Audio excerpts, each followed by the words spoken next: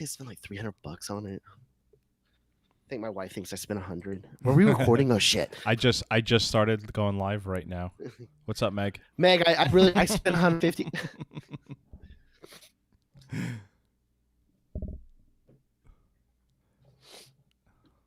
I spent $150. Okay, I don't know what's going on with my camera again. So at least it's working now, like unlike the last one. So, hold on.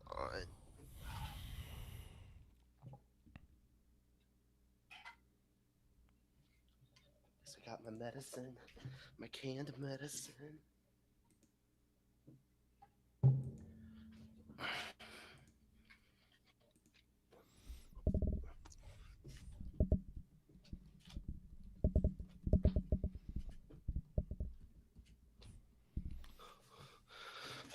sweating like I'm in Miami.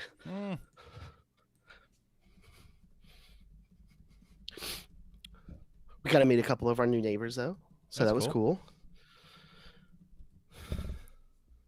We had another neighbor that just stared at us, was just like, he wouldn't come over. I like waved. I was like, hi, like that. He's like just walked away. And I was like, okay. It's like, but to be fair, that's probably the guy I like to have like as a neighbor because he probably watches everything. All right, let's see here.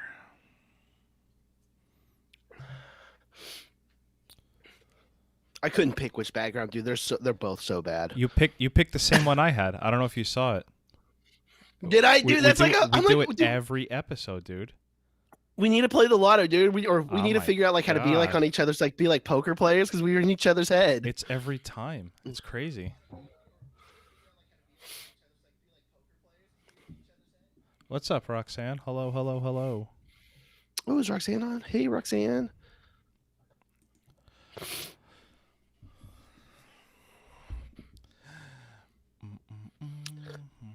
Shout out to the Astros for almost having an amazing comeback.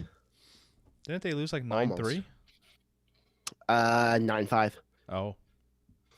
But man, they got 5 points in that, or 4 points in that last inning.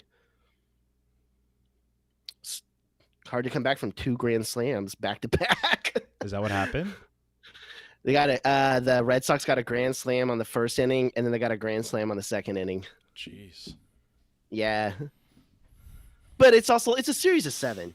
Yeah. So I mean, we won the first game, they won the second. It's a series of 7. It's not that big of a deal. I don't know. A couple of my friends were like, "Oh, I don't even want to watch the Astros. We're done." And I was like, "What?" It's like it's one game. It's like we've had bigger comebacks than this season. We've had multiple comebacks bigger than this. And who's in the NL? Playing today, it's the Dodgers and the. Who is it? The Dodgers and the Braves? Is it the Braves? I know the Braves made the playoffs. Oh my God! It's the Dodgers and. I think it's the Braves. I'm not that crazy about baseball, but. See, and I always thought you were for some reason. Braves and Dodgers. I think basketball's more my thing. It is. Yeah, you're right. Braves and Dodgers. Basketball is? Oh, I see. I did not. I just learned something new about you. I didn't know that. I used to be. I didn't know you were I used that to be big. Crazy into football. And See, I've never been into football. I played football and I've never been into it. I don't really care for it. Now it's fun to play. Yeah. It's a really fun game to play. I say that. I do like watching high school and college ball. I don't like pro NFL. Like I've never really, even like when I was in high school, everybody at that point was, Cowboys. I mean, I'm in Texas, so it is fun. I've been to a couple Texans games. It's fun to go to, but like sitting down and watching it on TV, I don't know. Basketball, I don't dick about basketball, so. Houston had a pretty good team for a few years, but then they crapped out. Oh, I gotta get water. Clutch City, yeah. Well, that's Texans. That's Houston teams. That's okay, so funny. I don't know if you know that. That's Houston. We have a team, and we'll do amazing. And then it's like, hey, we've done awesome. Let's just do it one more time, and we're gonna be like, yeah, fuck off. We're not doing it, and we just shit the bed. Baseball does it, basketball does it, football does it. It does not matter. Baseball we finally won the World Series, so that's why yeah.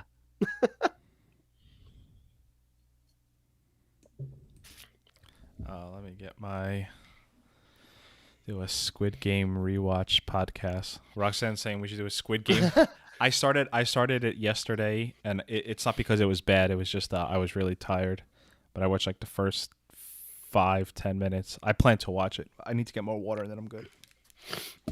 I've seen it all the way, Roxanne. It's really good. Really good. We could almost do it. It's what, 6, 7, 8. How many episodes is it, Roxanne? It's 10 or 9? Is it 9 episodes? It's not that many.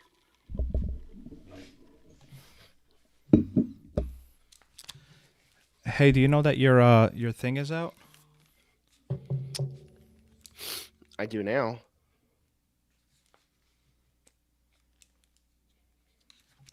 See, and this is what happened last time. Do you want to exit then come back in? Let me see if that's what I have to do. Hold on. Nope. There we go. Okay, so that's weird. I can do start video on this. When we recorded it the other night, I couldn't do it, and it kept saying no camera. And I unplugged this, and I went to go to my hardwired camera, thinking my fancy one you got me was it, and it wouldn't let me do it. So I wonder if you're doing like, I don't know. That's weird. Hopefully it doesn't happen again. Let's see. Here, and here. Okay. If you're ready... if you're ready, we can start. Ugh.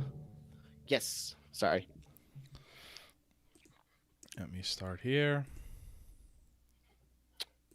Let me get everything going. Hopefully my camera doesn't keep doing this. I'm sorry. Ooh, slips on. Nice. We got the whole party. Yeah, what is that? Slip. Yeah, it's weird your camera does that. It's like I think we have to have a epilepsy warning before the episode. What happened? Do you have the same camera that I have, or did you just buy me one on your own? I was going to buy you the camera I have. But that was expensive, and fuck you. No, it wasn't. It was like $400, and then I'm joking.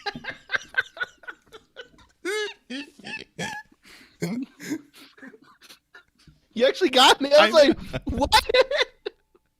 No, my shit was like 20.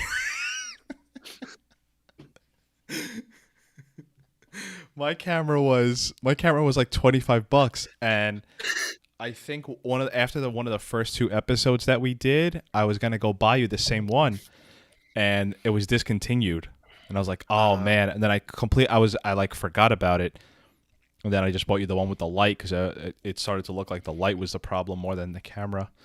I forgot what I was gonna say, but I think what it is I think it's trying to focus.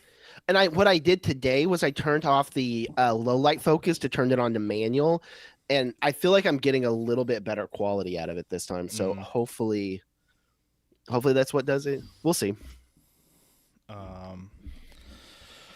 Okay, let's see here. All right, you ready? Well, wow, I'm ready. We're already recording. All right. This is Victor, and now that I've scared away all the monsters in his bedroom, I'm joined by Colton. Colton, how are you? I'm good. Time to go memes now. That'll be nice. We are doing the series finale of Dexter. Remember the monsters? And at a certain point in time, this would have been the last time we've done a Dexter podcast, but the folks at Showtime decided to continue it, so now we're a slave to 10 more episodes. Shout out really quick on that. Shout out really fast. This is 1 year ago today. I officially became the new guest host of this podcast 1 year ago today. What? I got my Facebook flashback. So oh, no shit. Look at that. Yeah. Happy anniversary. Well, look at that. It only took us 1 year to do 3 seasons. That's awesome. Oh my god. Hey man. I never want to ever talk about Dexter ever again. Listen, I was thinking about this literally like as I was booting up my computer. There is a scene at the end of season 2, in the season 2 finale, after everything is wrapped up, meaning like the Bay Harbor Butcher investigation is open and the stuff with Lila's done, and like Dexter wakes up and he's like, oh my god, I'm free again. Like the coffee smells better and this and that. And that's how I felt thinking about tomorrow morning. Like just ending. I think I've complained about this last episode. I don't think people have any idea. Like the 10th episode is going to be so nice. It's like these last few episodes, it's just like, oh my god. And again, like me and Colton were talking during the week. I likened it to like sports, where like I bet you like practicing to fucking play sucks, but like playing the game is so much fun. Recording is great. It's just like leading up to it and then like everything. Regardless, we are here for the series finale. Now, question though, can we say that still? Yes, and that's a great point. Yes, because this is the Dexter series finale. When That's right. The next time you see these two pretty faces, we're going to be talking about New Blood. So which is a special event, right? Limited time, right. Yeah, whatever it is. So yes, this is the Dexter series finale, because after this, he's not Dexter anymore. He's Jim Lindsay, but he's still Dexter. So a couple things before we get into everything we're going to get into. I guess first is I was starting to compile a list of essentially anyone I talked to since this, because I'm considering this the end of like the Dexter, when I started this podcast back in I think 2018, I had obviously no one knew about New Blood, so I'm sort of treating this like the end of this podcast, because the next, after this, it's going to be New Blood. And I started taking down names of anyone I talked to, looking at my first message from the Facebook account. Then I was like, you know what? This isn't like a graduation ceremony when I just start reading off people's names. Like, there's people, I was going through messages, and there's some people you responded to that I had no idea about, because like once you got in the driver's seat, I gave you all the passwords and stuff, and like you started responding to people. So I guess that's all to say, like, and if I start naming people by name, and most of you know who you are, some of you are in the chat, but like anyone who's listened, who's written out, complained to us, praised us, I appreciate you. We appreciate you. Mm-hmm. Absolutely, yeah. And then I was watching some of me and Marissa used to do the face. So this used to be Facebook Lives. We would do this shit for the finale, right? And it was like me and Marissa would put up an iPad in our kitchen and get it to like whatever, and it was like the frame, whatever was like like this compared to like the screen we have now. Just different times, and I remember those Facebook Live. Those were so fun things. It was fun to watch y'all on that. It really was. That was a lot of fun. Dude, I was watching one for the season 4 finale. I was wrapped in plastic, and I just did the episode wrapped in plastic. And I just remember when I took the thing off, I was dripping sweat. But obviously, yes, thank you to everyone. And then obviously, I think this is probably like the third time you're getting thanked like this, but Colton, thank you. What a backhanded way to compliment you. No, but like, yeah, if it was without you, who knows where this podcast would be. So a big thank you to hopping in. And with that being said, go ahead. No. Hey, I'm glad I could be here. And with that being said, and this is a lot of what the crowd wants, 14 times 9. This one's unfair. Oh God! That one's unfair. 14. That's from 9. Kevin. Oh wait, hold on. I bet you I can do this. You're gonna see a bunch of fingers though. Oh boy.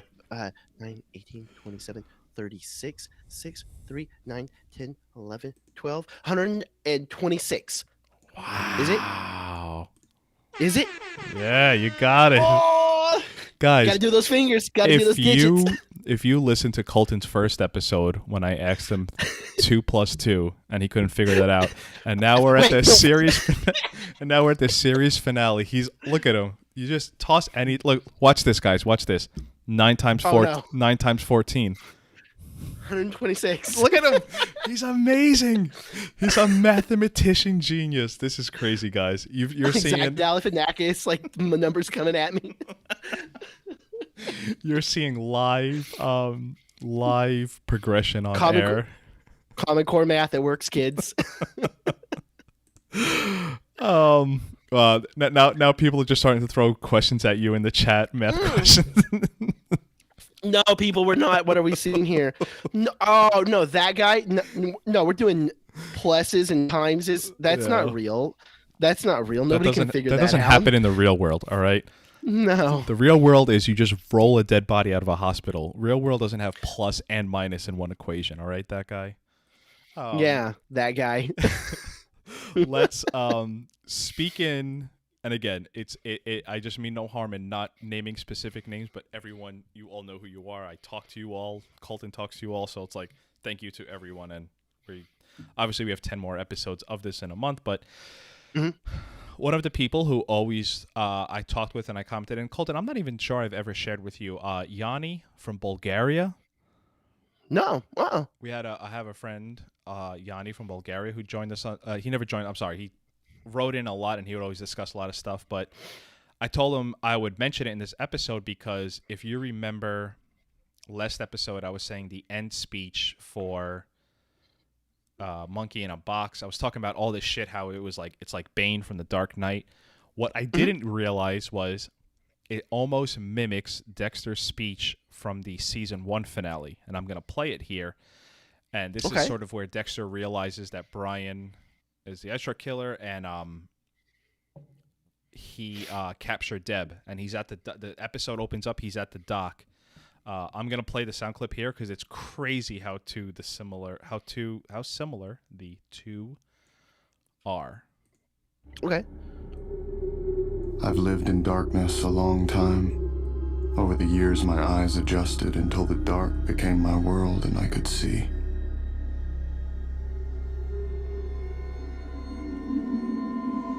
But then Rudy turned on the light. He flooded my memory and now I'm blind. I used to live my life at night.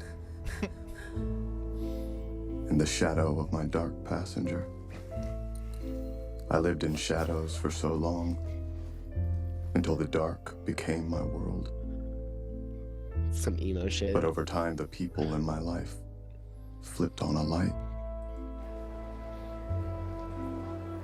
At first, I was blinded. It was so bright. But over the years, my eyes adjusted, and I could see. So, again, it's not word for What word. 12-year-old girl that listens to emo screamo writing in her journal? I didn't realize how bad those were. And I'm sorry for any listeners that are 12-year-old girls that are currently. If you're a 12-year-old, please turn this off. Full of angst. Yeah, I really do. No, but full of angst, sitting in their room. It gets better. Okay. Sorry. So I just found that really funny when you put the two together, how similar they are. Very similar. A bit of breaking New Blood news. They released the episode descriptions of the first 2 episodes. So you know that little like screen, that little like few lines. Yeah, like the 4 sentences, yes. Whatever. Is this something you want to hear and you have to say yes, or else I kind of have to, or you could just do it earmuffs and I could just read it to the podcast. No. Let's do it. Come on, let's do it. All right. So, and by the time, this is like the last time we're going to talk about New Blood before New Blood actually, the next time you hear from us, it's going to be at the end of the first episode. And we did a podcast with the other folks at Deeply Discussing Podcast talking about, hopes and wishes for New Blood, and I am New Blood-id out.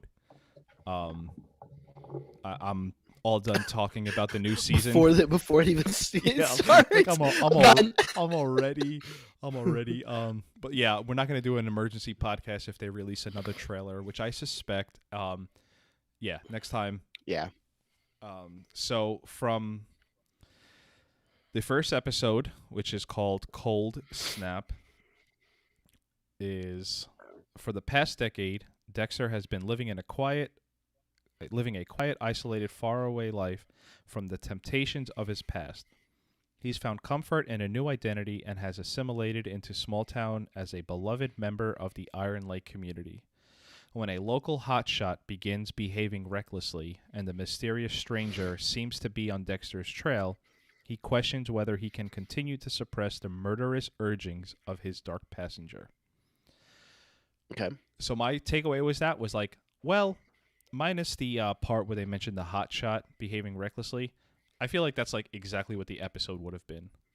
Like, yeah, Dexter shows up in Iron Lake and he's starting to wonder if whatever, and then what that? He's been there, and all of a sudden, it's slowly but surely the little back, Cracks and the dark everything. passengers. Yeah. So the second episode, and I'm not going to go down the rabbit hole again of how mad we are that they released the Harrison news. The second episode is called Storm of Fuck. Okay. When a simple missing person... God, I can't fucking read. When a simple missing person case turns into a crime scene, Dexter's cabin becomes home base for the search and rescue. Terrible timing for Dexter, who is trying to reunite with his long-lost son, Harrison. As Angela and Harrison become acquainted, Dexter struggles to keep his old and new world separate.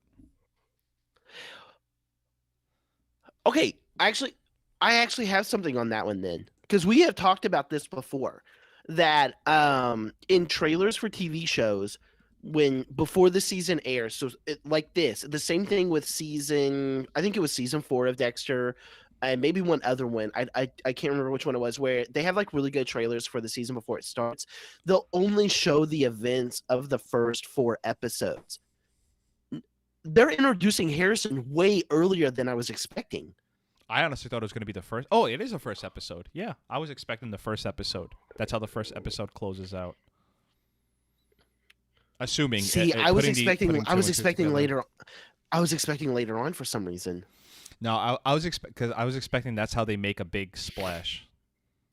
It's like, and here's Harrison. Huh. Here's John. I guess that's true. Yeah. I don't know. It surprises me. No, it's definitely okay. Yeah. No, watch it. He's only in like 2 episodes, and then he's like, I gotta go back to Argentina. Anna's waiting on me. I do love the idea that he's gonna already be like at the start of the second episode. He's already gonna have to be like, all right, Harrison, listen. Everyone thinks I'm Jim, so you call me Jim. But if we're in private, then you could call me Dexter. Like, there's gonna be that. But now we know for a fact this is Showtime official, right? Great question.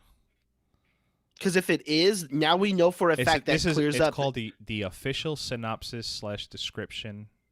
Yes. Okay, so we are now 100% certain that is here. Because remember, there was like the 1% probability that it was Harrison. Maybe it's Cody. Right. Maybe it's Cody. Yeah. Okay. So now we know that it's Harrison. So now we're really overly 100% pissed off. Got it. Okay. Now we are certified. Yes. Let me make this little note in the chat here. Someone did not want to listen to us talking about it, so that basically wraps up New Blood news. Are you with me? And like, I'm done talking about New Blood. Like, I'm New Blooded out. So, with all of that being said, we are finally at the finale.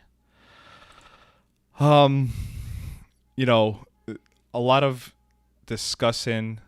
Are you frozen, Colton? No, oh no, you're not. You're doing so. You were like so good. Stay. Yes. No. Your eyes were down. Sorry. God, you got me again. I can't do the chat. I got to figure out how to not do the chat. All right. We sort of like part of the season 8, and me bitching and moaning was just like, man, it's really terrible. I don't want to do it, and then Colton being like, it's not that bad. Turns out Colton was wrong. But when we talked about the finale,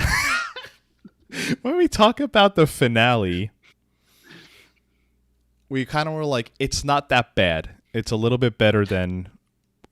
Oh, I'm sorry. That was my thing. I was like, hey, it's not that bad. There's some good parts. No, I specifically told you this when I can go back through the text. I will do almost verbatim what I told you. When we first agreed that, hey, we are going to do these last 3 seasons, right? So I told you, I was like, I'm going to binge the fuck out of these seasons. So every night after Meg and Grace were in bed, I would watch 2 or 3 episodes. Like, that's what I was doing. Everybody's telling me, like, oh, dude, you should check out this new TV show and this. And I'm like, fuck off. I've got to watch Dexter. Yeah. Oh, well, that has really shitty ending. Yeah, no shit. I get it. Gotta watch them again. So I binged all of them, right? So for 3 seasons, I binged that entire stuff. I want to say in 2 or 3 weeks. Okay. So I went back to back to back. I said the last season is not as bad as people give it shit. And I am one of the people that gave it a bunch of shit. It's not as bad as I remembered. Watching it as a podcast perspective, I'm going to say this. 90% of the last season is bullshit. It is not good. I have not liked it. I've bitched about it. I've made it very apparent. The last episode is not as bad as people give it. It's not. And I will go into what I think is good about it, what I think is bad about it, in my opinion, and what I think that they could have done. I would like to do this. This is kind of, I haven't told you this. I think it'd be kind of fun to do this like on air really fast. Is possibly thinking about what they could have done to make it better had they left the entire story the way they did. We're not rewriting the story, but just the last episode. If we could change little things about the last episode, what we think would have made it maybe a little bit better. So let's put a pin in that, and we'll go right back to that. Just keep that in mind, please, because I know I'm gonna forget it. On your point about that, this is not as bad. What's a fair assessment? It's not as bad as people give it shit for. Yeah. Okay. I had that mindset, and I never was critically watching the show. Now, critically watching the show, is that the right term? Yeah. Okay. I would say yeah. It's really bad. It is. Okay. It's not Game I of. can't believe I'm gonna become the defender of Dexter on this. The Dark Defender. We're changing roles. Yeah, we're changing roles on this. I have obviously bitched a lot on this podcast, but it's not, and we always bring up Game of Thrones. It is the idea of, you know what it is? I like I said this a few episodes ago, like, we already know this is a lost season. Let's see what we have left and try to make some good of it. We've already done some crazy leaps in logic that, like, if I give it the benefit of the doubt, there's always something that happens that does, like, there are some huge. My hands can't fit, so let's just say huge. No, damn, it's fitting. Huge. There you go. Leaps of logic. Like, this is not reality, and I know it's a TV show. Oh, and no, your background was part of it. That's the worst. I don't think you can. Oh, this is the worst. No. You That's bitch not about the worst. That's not the worst. Oh, yes, it is. We will get into this argument. I know which one you think is the worst. It's not. It's this one. Which one do you This think? is the worst one. Which one do you think I think is the worst? That Dexter was able to go into the DSR or whatever it's called, then stabbed him in the neck. I was talking. No, actually, first of all, yeah, that's bad too. I'm talking about the literal hurricane into the boat into the hurricane. That's just not like that's whatever. We'll get there. We'll get there. We'll get into it. Okay, we're already like 7 different levels of bad. our original conversation. But that being said. So you're talking about how would you rework the finale if you cannot touch episodes 1 through 11? Mm-hmm. I wish you would have brought this up to me prior. If you don't have anything, that's fine. That's fine. If I have to think on my feet, just like even like a tiny little change, like if you could even do just like maybe a little change. Oh, if point blank, even if it's really stupid and I don't even know how you can make it fit, it's that Dexter does die. See, that's mine. Had they honestly, had they go ahead. I'm sorry. Okay, I'm sorry. I keep cutting. No, because you're the one answering this right now. So go ahead. The only problem with that though is like you're also telling me I can't change episodes 1 through 11. So it's like it doesn't like fit. It was. Because even when he drove himself into the boat watching this live back in 2013, it was like, well, okay. Like, it still doesn't feel right. So if you would have, like, paused it back in 2013 and we never got the ending we did, let's just say that's the ending, right? He goes into the boat. Batista looks at his cell phone. Oh my God, Dexter's dead, and the lumberjack part never happens. I would still say this is terrible for other reasons, but it's still not a satisfying. I hate to keep going back to it, but it shows deeply in comparison. When Walt dies in Breaking Bad, it feels satisfactory. It feels like the ending of a chapter. When he drives into the hurricane, it's just like, well, okay, cool. Like, See, I think that if I could go and change just something minor, I would literally just have him driving into the hurricane, and then you could even do the dumb voiceover of something like, I'm going into this storm because the storm is my life, or some bullshit. And then it just goes to black. Sopranos, whatever you want to do, right? And then that's how it ends.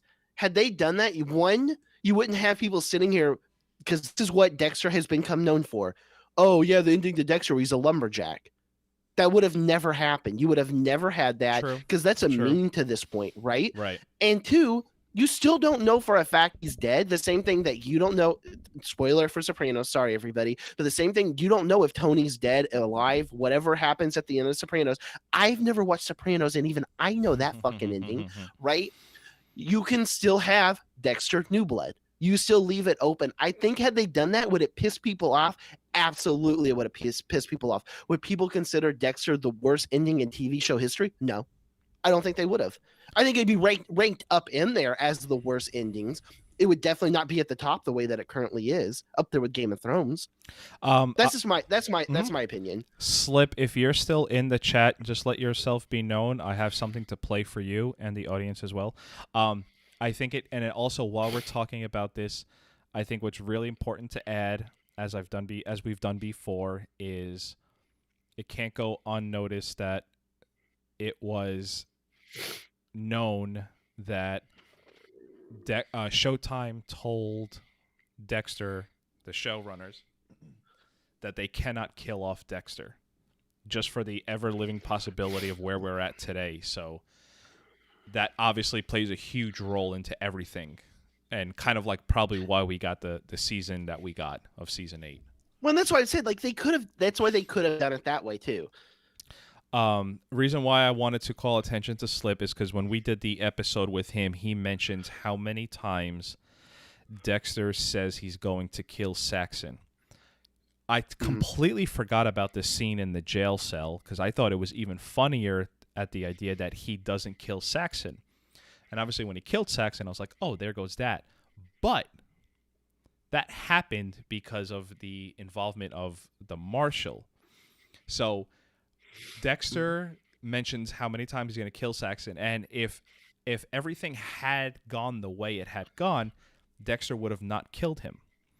So Slip brought up how many times he says he's going to kill Saxon, and every episode I watched, I took a little bit of a counter. I'm actually missing 2 times he mentions he's going to kill Saxon.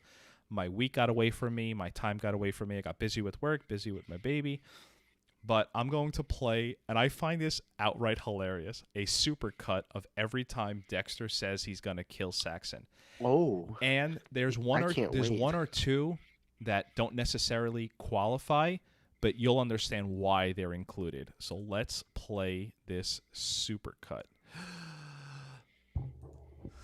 I will find who did this, and I will kill him. I'll find the brain surgeon, and I'll kill him. Right or not, Saxon needs to be stopped. I'm putting him on my table. Well, trust me or not, I'm going to take care of Daniel. I'll kill Saxon. I have to kill Saxon first. I kill Saxon. You gonna go after Saxon? Yes. And actually, I guess he does at the end, but You said there's 2 more. There's 2 more. there's on 2 top more of that. in the finale episode that I was not able to clip and put in there. But yeah, I think that's really funny how many times he says he's going to kill it's almost like I want to go back in there in season 4 and see how many times he mentions he's going to kill Trinity. Or it was just writing for the season. I thought it was funny just how many times he really does mention it. I guess to get into the episode, because there's a whole, You're talking about a series finale in a series where we really don't. Seasons 1 through 8, up to episode 11, like this episode is somewhat self-contained. You know, there's not a lot of like bringing this person back from season 2 and so on and so forth. I don't know. There's just a lot of whatever. Let's get into it. Let me, as they say, sound the bells. So we started in the airport with Dexter and Hannah trying to leave Miami, heading to Argentina. It's a little silly that there's so much bad in this episode. You know, Hannah is being hunted by federal marshals, and you know, despite go ahead, federal marshal. I mean, let's be realistic. There's only the one who's dead. But yes, because you know what, Elway calls the office, and they're like, I don't know what you're talking about. Like, yeah, that's what I'm saying. She's being hunted by federal marshal. So just saying. She's being hunted by Elway. That's about it right now. So, and let me with federal marshals ghosts. Sorry, that would have been such a better episode. Let me also throw this out there to you, Colton. When you have something good about the episode, just completely cut me off and mention it, because I think I have one of the good things in this episode, and it does somewhat harken back to earlier seasons of Dexter, where he kind of quote unquote thinks on his feet and comes up with this little bomb scare of Elway and gets him So I didn't like this. Oh, why not? I just was like, you there's so many other ways that you could have handled this, and this is the way that you did it. I don't know. I just like, I don't know. I knowing Dexter, I'm like, there's multiple ways, because you knew that doing a bomb scare was going to shut down the airport. Well, okay, a couple things. One, it's going to shut down the airport, but two, is it really going to shut it down that long and cancel all the flights? I only say that because they had an active shooter at the Houston Intercontinental Airport like 2 years ago, and the cops killed the guy, and flights were taking off 30 minutes later. So how long does it really shut? I hate to be that way. It's America. Okay. But how long does it really shut an airport down? I'm just saying, I don't know. And I always thought it was well, I would imagine at some point. See, now you're making me think about it, and I really didn't want to think about it. Because you would think at some point, this is so funny to say, you would think at some point the airport security, TSA, would go over and be like, all right, well, these are all items from a gift shop purchased 10 feet from where I'm staying. This is Oreos and water that we sell at the airport. Elway gets released like 30 minutes later. Like at that point, they'd be like, if they're releasing him, flights are taking off. If I'm just saying. No, I mean, so, realistically, yes, okay, there's a bag. First of all, that bag was bought from the gift shop. There. 10 feet from here, so let's open it. And, okay, it's Oreos. It's a bottle of water. It's the same brand of water that we're selling 10 feet from here. Okay. I didn't want to think about it that much. So now that I have, I don't like it. It's got a Scooby-Doo alarm clock that we sell over at the corner store. What the hell? Sorry. So I'm back to not liking this. So thank you. You're welcome. I am surprised at how much I didn't notice how much they harp on Deb when they're in the ambulance, and how much time they're like spending being like sentimental towards each other. I was like, oh yes, of course Deb's gonna die. They're fucking telegraphing it so easily. I was just an idiot back in 2013 and just not noticing it. That clearly she was meant to die this episode, completely unfairly, but yes. I was just to get into that though, like how fast, which I guess in a way is kind of realistic, but like I was a little shocked on the show where it was like all of a sudden he's just there, and then he's like, well, where's Deb? And they're like, something happened and all that. And I'm like, wait, what? It just, I don't know. It was real which I guess is good because that's how it really happens. Well, I'm sorry. I'm confused. What? No, with Deb, just like how fast they went from like, okay, so he's like in the hospital with her, like, oh my God, you've been shot. She's like, I'm fine. The doctor comes in. Oh, she's not out of the water yet, but everything's fine. That's literally the last moment that we see her talking. And then Dexter comes back, Oh, and what is it, Quinn? And Quinn is just like, he's got tears in his eye and all that. Just like, I guess like the transition into it was real quick, which I mean, is realistic, but listen, I don't know, you're talking about an just episode where the hurricane is like 10 feet from Miami and it's not raining. that's true. So it's like all of it is just like, forget time, forget stakes, forget Eddie.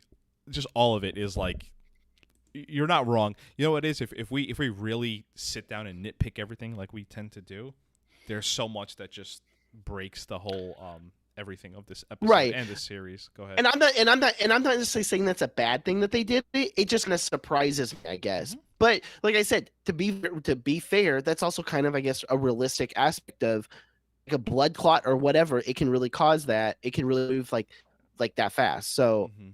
it's, I don't know. It was interesting. Is all it was to me.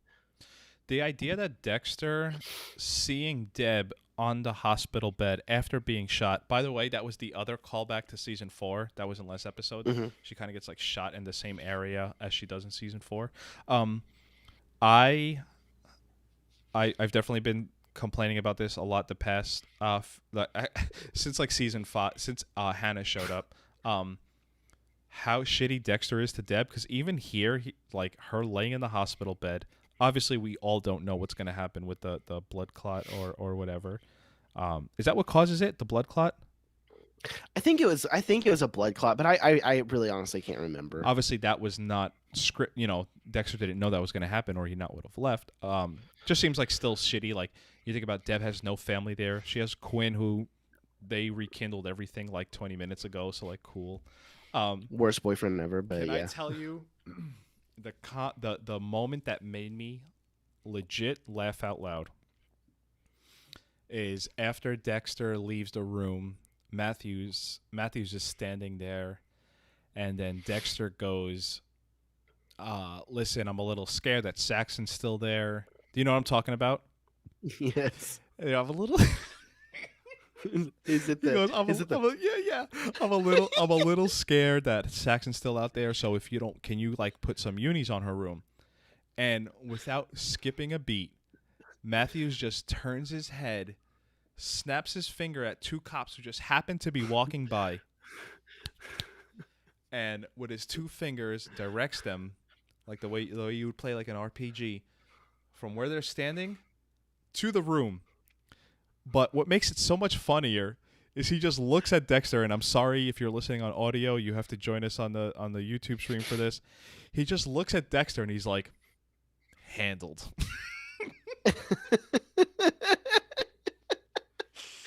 It's the same. It's so the same way. weird. Like if your wife or your partner asks you to like clean something up, and you just took like a paper towel and you like wiped like 5% of it, and I'm like, I fucking did it. Like, oh god, it was. I'm gonna so do funny. that next time. Next time, Meg's like, "Can you vacuum?" I'm just gonna turn it on and just do like one strip and be like, Yeah. "Handled." Yeah. It was just like a silly moment. I don't know, man. Like, I know we're nitpicking, and I know we're like in the dredge of the dredge here, but I just love. He's like, I got this. No, it was. I noticed that it was bad. It was like, what is going? Okay, I just kind of let it go at that point because of all the other shit. But one of 2 flashbacks. I think Deb's wig is terrible. yeah, I had 2. not as bad as teenage Dexter wig, but it's up there. It's up there though.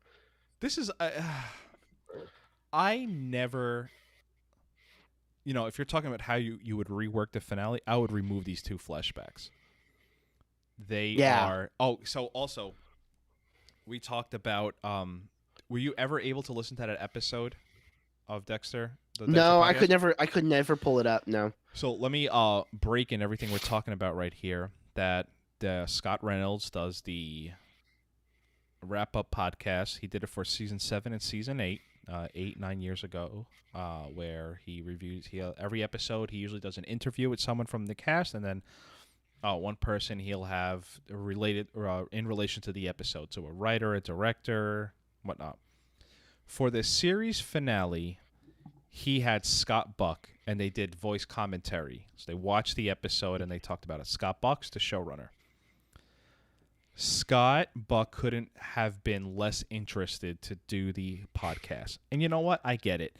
You talk about guys who are probably way busier than anyone in the world, and the idea of doing a podcast for the last episode where I would imagine he was pretty upset about how he was basically told to end it, just could have not been less enthused. And Scott Reynolds, all the credit in the world to him.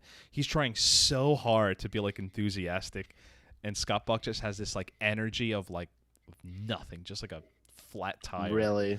So it was really uncomfortable to listen to. Scott Reynolds is great. He's energetic, he's funny, and Scott Buck just having none of it. Anyways, the some of the reasoning they give behind this, they wanted to show a time where the future could have amounted to anything between Dexter and Deborah.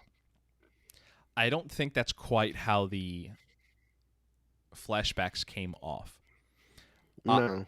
I wouldn't even necessarily say they slowed down the episode. It just was like cool. Like, all right, Dexter, I don't know, man.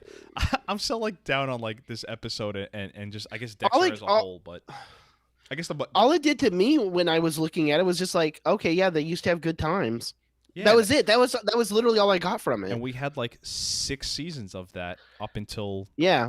they got caught. Dexter got caught. One interesting thing that I don't think I ever knew: the nurse that comes in the room is Harrison's real mother. I thought that was pretty cool. Oh, really? That's a nice little Huh. tidbit of an episode. And we could talk about. I guess the second one has a little bit more to do with where we are headed, but we'll get there. Something also of note, and we may have touched on it. There is a Hurricane Laura coming to Miami, which is quote unquote tightening and making everything a little bit more hectic as we wind down this episode. So there's that like impending ticking time bomb, to tie in with the episode. The idea that Dexter sends Harrison off with Hannah and combine that with Deb being bedridden in hospital, the idea that he's sending his son with a fugitive is just like, you talk about a guy who how much have we laughed about Jamie takes care of Harrison more than Dexter does? This whole thing of like, I care more about my son, you would have left my son an orphan. He basically is. And now you're going to put him on a bus with Harry. You're 100% right. Colton, there was a comment you brought up to me during the week, and if you don't remember it, that's fine. But I found it so true of almost any fan base. I'm gonna equate this to if you're a video game player, if you play Call of Duty like I do, if if you're a Game of Thrones fan, I'm trying to bring up anything that's like really popular, but Colton found the comment that I all of a sudden just applied it to anything I like, and it's the truest thing I've ever heard. So Colton, please bless us with the comment you saw on Reddit. So shout out to Reddit user Time to Lose It 16 for the best comment in Dexter history. No one hates Dexter storylines like Dexter fans. God damn, that's the truth. Yeah, I mean, we have our chats, when we do the streams, and we're talking about 2 people here, and just look at Dexter message boards, Dexter subreddit. Yeah, no one dislikes Dexter more than Dexter fans, which is just so funny. But you know what, though? Like, as soon as I saw that, I was like, how does it not have the most likes, the most upvotes of any? That needs to be the Reddit right there. That's it. That person, Time to Lose It 16, my fan. But you know what, though? You could end up, the reason why that I found that comment so funny is You could end up saying that about anything. Like, no one complains about Call of Duty more than Call of Duty fans. Like, no one is more no one True. hates the team more than Than you the do, fans. you know? Right. Yeah. It for whatever reason with Dexter, it holds it just so special to me. Yeah. I don't know. No, and I think overall, I think the biggest thing about Dexter is, 8 seasons as a whole. I think we all held on to this idea from like seasons 1 through 4 of what Dexter is, and like little by little, the cracks started showing, and then we get this season 8. But I think as a whole, we all hold on to the idea of like, my God, season 1 was so cool, so good, and we just always hold on to that. We were so optimistic about the new season, but let's face it, if you're changing the entire dynamic of the show, we're going to get, and we should get a different type of Dexter. So I think that's why we're all so super critical of it. And let's face it, right? Really bad season 8. Totally implausible events. We've have 11 episodes talking about it, and in this episode, we haven't even got to how silly and stupid shit is about to get. No, we have not. When they get to Saxon in this episode, you've noticed they show the Miami Chills truck. They're harkening back to the Ice Truck Killer. They even play the Ice Truck Killer. Oh, yeah. So I'm going to praise the episode, and really quickly, just to make sure no one mistakes, I'm going to ding the episode. I like the idea of like showing that the town is hurricane prepping, right? Like there's obviously you live in Houston. I'm just right outside of Miami. You know how, and if you live anywhere in America that has hurricanes like that, you know how it feels, how the town feels when you have hurricane prep. Yeah, we all wait till 3 minutes before the storm hits to start putting shit on our windows, apparently. I like how frantic everything was, but with how dark they made the area, it would have been raining already. Because you understand, a hurricane. Yeah. A hurricane. I think it's a tornado that sneaks up on you, right? Like a tornado can just happen. Yeah. Like that. A tornado. It's like you have what is it? 3 minutes. Jen should be the expert on this in Oklahoma. I'm originally from Oklahoma, Jen. That's why I say it. I think a tornado you have. I think it's like the fastest warning is like 6 minutes or something like that, or 12 minutes. Whereas hurricane, we all know when it's coming. We all follow the trajectory and whatnot. And so I guess all that I'm saying is like 6 days. When the bands start hitting you, that's how the hurricane doesn't just appear. You're getting the bands first, and the hurricane moves out. So it's just like how dark they're making it. But you know what? This show is not about the hurricane hitting. It's just I think it's supposed to be the impending time bomb, as I'm calling it. It doesn't rain once. It doesn't rain once. So even when he's going into when it, he's 2 feet from when he's 20 feet from the hurricane itself, right? From the eye of the hurricane, not one drop. That is the driest hurricane I have ever fucking seen. I will nitpick that part real bad. Oh god. Oh my god. No. Saxon gets to the animal hospital and holds J. Edgar Hoover hostage to stitch him up. If you've watched Breaking, I'm sure this guy's been in other stuff, but Colton, I guess I'm assuming as soon as it popped up on your screen, you're like, I know that fucking guy. Yeah. He played J. Edgar Boardwalk Hoover. Empire, Hoover. He's a really good Hoover, by the way. He's a really good Hoover. Yeah, that's all I could see when I was watching it. But J. Edgar here. Colton, can you do the rest of the episode in that voice? No, well, maybe. I don't know. We're going to talk about some hurricanes. Dex just still in a body. I can't do it anymore. If you did the rest of the episode in that voice, it would be better than this episode. Okay. Okay. What a terrible J. Edgar by both of us. I'm horrible. I can't do accents. Do a Kennedy. Nah. I can't This do way any or of that them. way. Oh my god.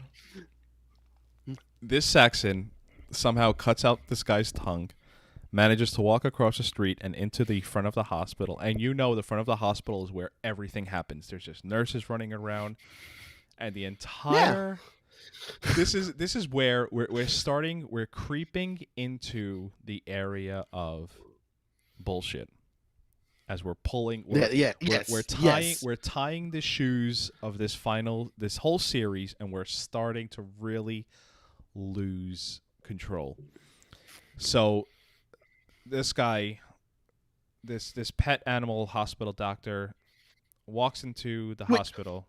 Go ahead. I will say this really quick, non-nitpick of the show. The fact that he went to a vet. Now, granted, why was a vet there? He's the only one there to save the animals or whatever. Fine, whatever. But he went to a vet to get fixed up and stuff like that. That was actually kind of a good little writing little thing because it's like, hey, that's kind of mafia, right? Like, I'll give it that. That's kind of cool. Now, let's go on to nitpick the shit out of this. So this man runs in the hospital, and on a floor where Deb is or was, but it's still an operating. I'm talking about it's an operating nurse area. You're talking what the show tried to sell you is, since this man walked into the front door of the hospital with no tongue, the entire hospital rushed downstairs to the point that it let Daniel Saxon walk to the floor that Deb is at, find out which room she's in, and you notice there's nobody on the floor. You're talking about a hospital. A hurricane is X amount of hours away. And we get this.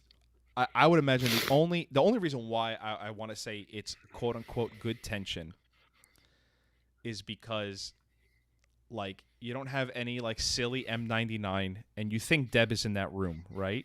Is she in that room? No, I don't think we know at that she's point. Gone. Okay, she's gone at that point. We don't know that. We don't know at this point, but she's not. But It's one of the few times where Dexter just can't.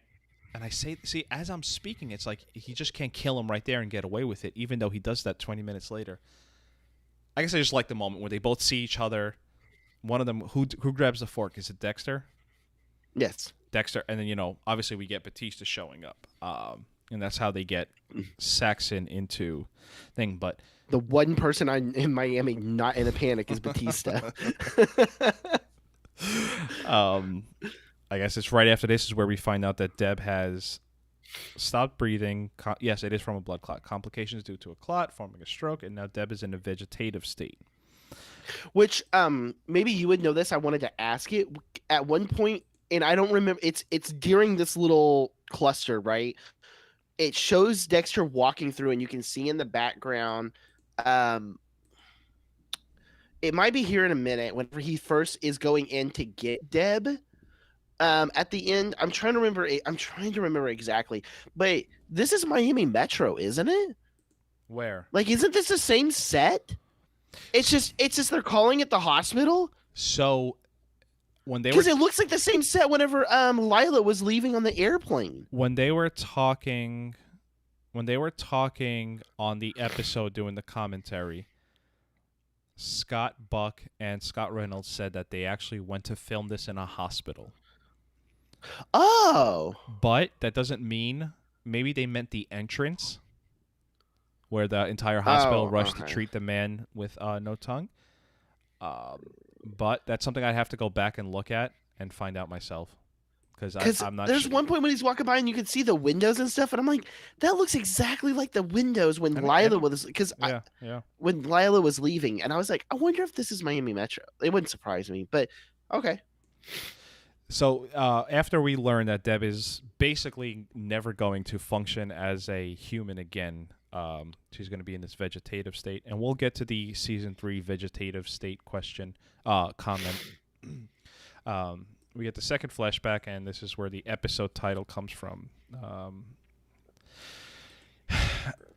The one of the reasons why I have such a huge problem, something that always taints my view of this episode, is the idea of, like, we're going to get this little story about Remember the Monsters. but we're going to hear about it like 20 minutes before the series ends. You know, like something I wish it was better planned out.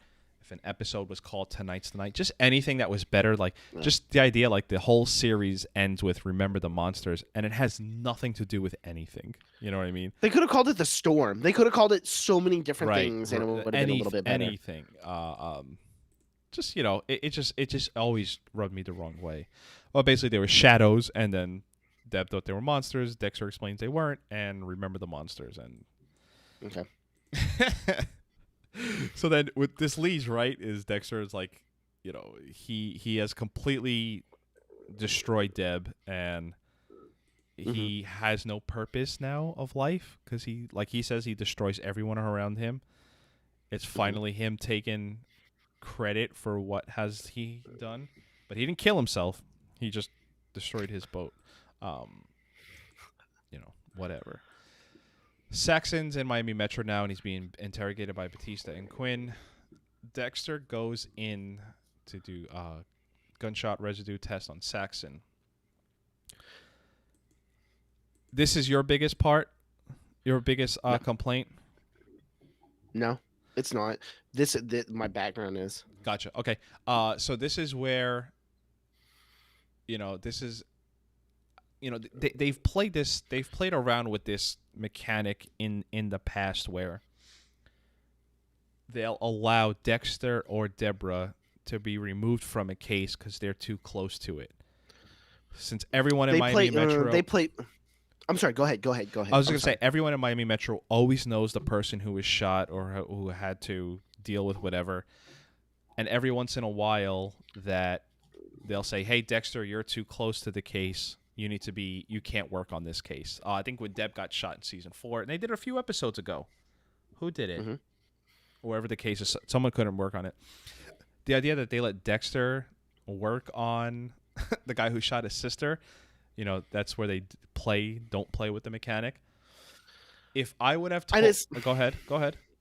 Well, I was just going to say, but like 3 episodes ago, he was also working the crime scene for his neighbor that was killed, who he had kind of gone on some dates with. I'm just saying they play fast with the rules. Yeah, when it comes to that's this. what I'm saying. That's what I'm saying. It's always okay. I was like, that's why I'm kind of like, I can kind of see them letting him in, but no. And they do this too, where Dexter sometimes on the spot can find out if this blood is this person's or not. Other times he has to go back to a lab. Most notably, I'll never forget this. Season 5, Dexter has to go back to Miami Metro to see if this was Lumen's blood. But beginning of season 7, Dexter has an app on his phone that he could test the blood, and he's like, "Oh, yep, this is the guy." So yes, they always play fast and loose with some of the rules. So I forgot about that. It almost sounds like a joke, right? If I would have told you an event that happened in the series finale. If I just told you Dexter kills the season villain inside of Miami Metro, and it's on camera, and he gets away. No, he doesn't do anything besides have a casual conversation and walk away. If you're going to defend this, I'm ending this right now. Because you are. I'm actually going to defend it. I actually am going to defend it.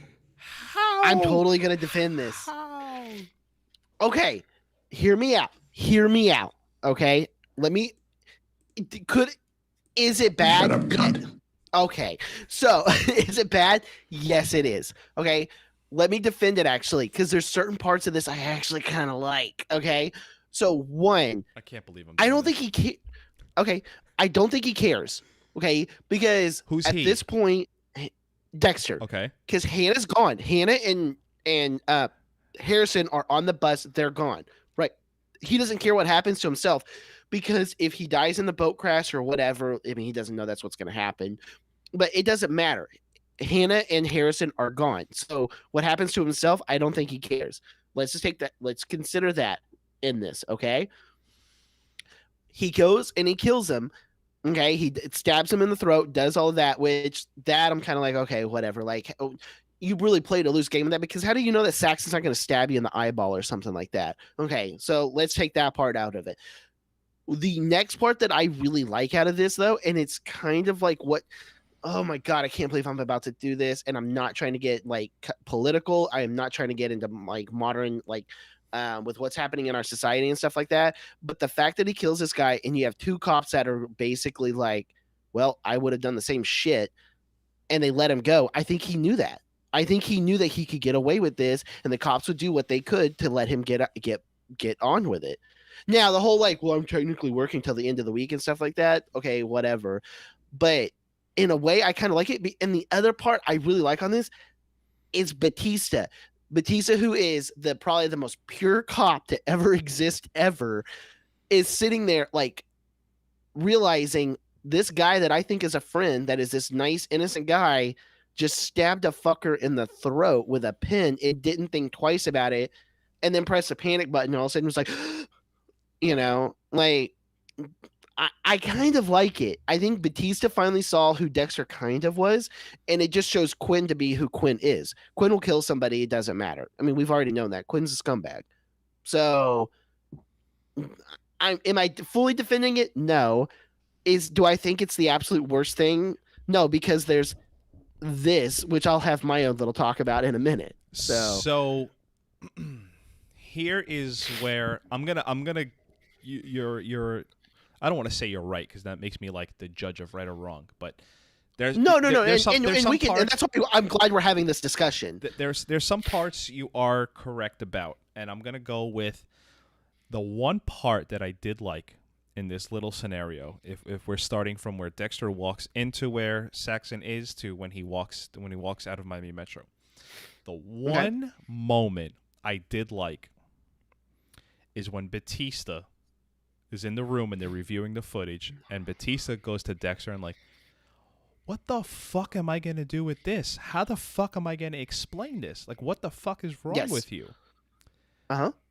But like 15 seconds later, after I think Quinn says I would have done the same and Dexter was like, it was self-defense, Batista just goes, okay.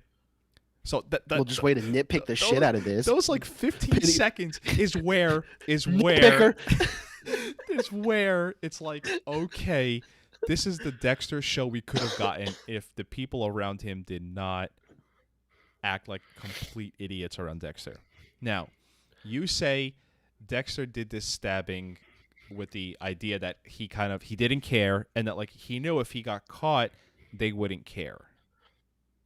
No, I don't know. Okay, I don't know that he knew for certain he would get. I think honestly, the way that he kind of acts, I think he's kind of surprised he got off.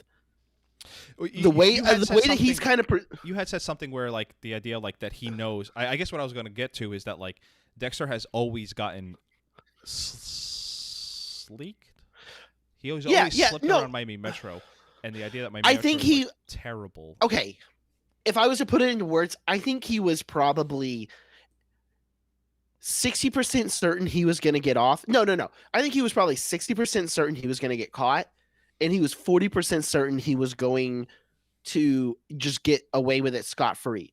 But he figured that 60% that I'm going to get caught, I really don't give a shit right now, because my kid and my wife, whatever you want to call Hannah, they're free. In his head, they're free. So Deb is basically dead, and as far as he's concerned at this point, his kid is free. His wife, whatever you want to call her, is free. He doesn't really necessarily care anymore if he's all of a sudden labeled in the media as the Bay Harbor Butcher, whatever you want to say, right? So I don't think he cared so much about getting caught anymore. I think we're talking about different things here. You're talking about Dexter's mindset. I'm talking about, regardless of why Dexter did this, whether he was scared he was going to get caught, whether he didn't care if he was going to get caught, when a police department employee kills a man in custody on camera, it can't just be a 3-minute conversation and he gets to walk away. I guess that's that. I'm talking about that part of it. Unfortunately, I think that I mean, it does happen. Okay, hold on. I'm just being. It does happen. How many people have died in custody? It does There's happen. usually somewhat of a formal investigation. Hold on. Are you saying paid suspension? I'm just talking about the idea that Dexter just gets to walk away, and at no point Yeah. is anyone like, "Hey, I think I need a written statement from you or something." He just walks away, and Batista even says, "Dexter, what are you even doing in here? Like, why are you doing this test on him?" You know what?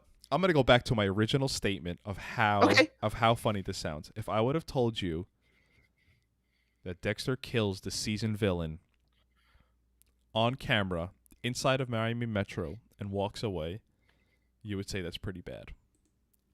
Yeah, I'll agree with you there. Yes, I'll give you that there. Yes. His mindset going into it, yes, because he has already established. Well, what we'll learn is he has established that he is going to. We'll talk about it. What he ends up doing. I know it's so. Anyway. After, yeah.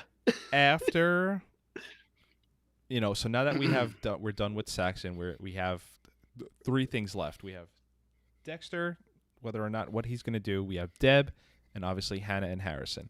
To go over well, I don't want to go all the way deep into the Hannah stuff, but she gets away. Elway finds her on a bus. She manages to hit him right in the knee with a M99. She's able to get away. She gets to Argentina. How she pulls it off? Ooh, and go ahead. I just quince when I'm just like, because I told you my weird fear with needles.